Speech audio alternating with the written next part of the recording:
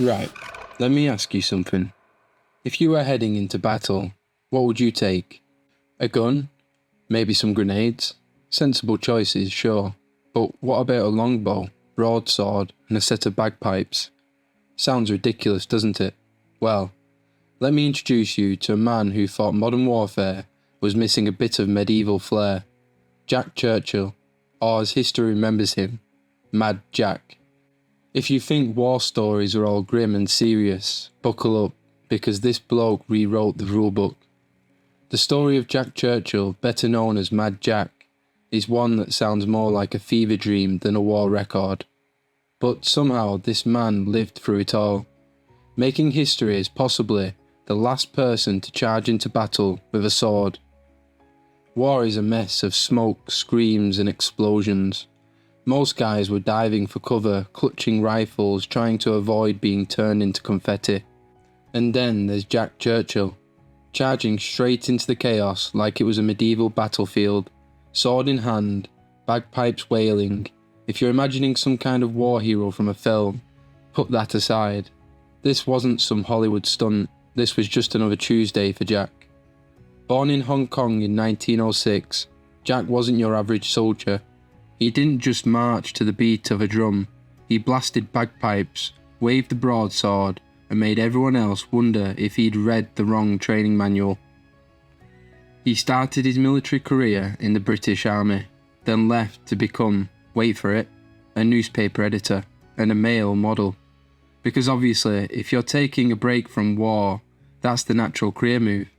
Oh, and did I mention he also represented Britain in the 1939 World Archery Championships? Say no more. But then came World War II, and Jack was back in uniform. And once again, modern weaponry was a bit overrated for Jack.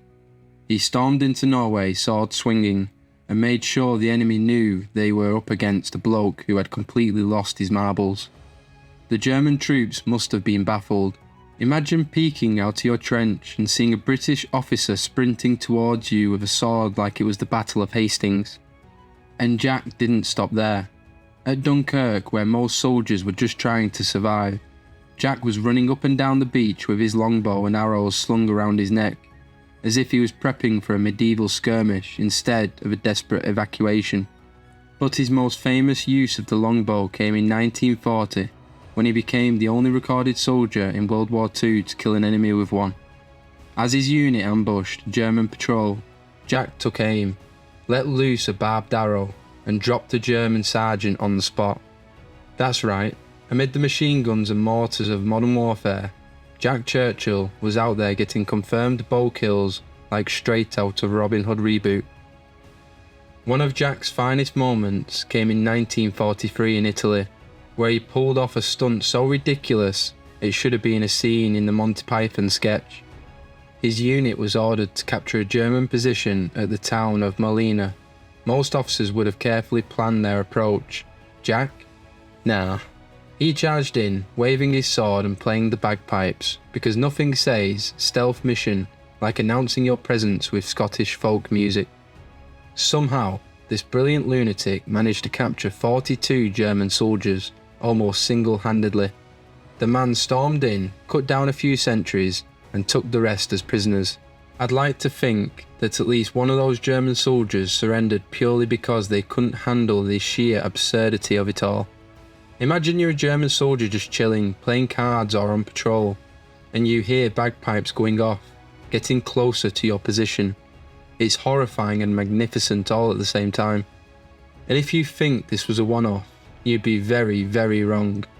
Later on, Jack found himself in Yugoslavia, fighting alongside partisans. The plan was simple: ambush the Germans. But, of course, Jack being Jack, he decided that sneaking around wasn't really his style. So once again, he grabbed his bagpipes, played a tune, and then charged into battle.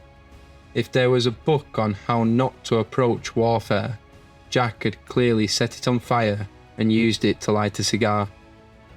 But war has a way of catching up to even the most invincible of men. During one mission, Jack's luck finally ran out. A German mortar shell took out his squad and he was captured. Now, if you're thinking, oh well, That's the end of Mad Jack's story. You clearly haven't been paying attention, because even as a prisoner, he refused to behave like a normal human being. The Germans, probably trying to figure out what kind of maniac they had just caught, sent him to Sachsenhausen concentration camp. But Jack wasn't the type to sit around. He staged an escape, and not just any escape. He tunnelled out, literally dug his way out of a Nazi concentration camp. But, of course, his gateway was cut short when he got caught again, so they shipped him off to another camp in Austria, assuming he'd just sit still this time. He did not. Jack escaped again. He hiked over 100 miles through the Alps, living off stolen vegetables and sheer audacity. He eventually stumbled into an American unit who must have thought they'd found some kind of time-travelling knight. Even after the war ended, Jack didn't exactly settle down. He went back to the army, served in Palestine, and even taught a military school. When asked why he charged into battle with a sword, his response was simple. In my opinion, any officer who goes into action without his sword is improperly dressed. And honestly, fair enough. Jack Churchill was a one-of-a-kind soldier, a man so ridiculously fearless that his very existence feels like an inside joke history played on us. But here's the real question. Was he mad? Or was everyone else just not mad enough? If Jack Churchill's story ended there, it would already be one for the history books. But of course, Jack wasn't done being a legend. After the war, he took up new adventures, because as you know by now, this man just couldn't sit still.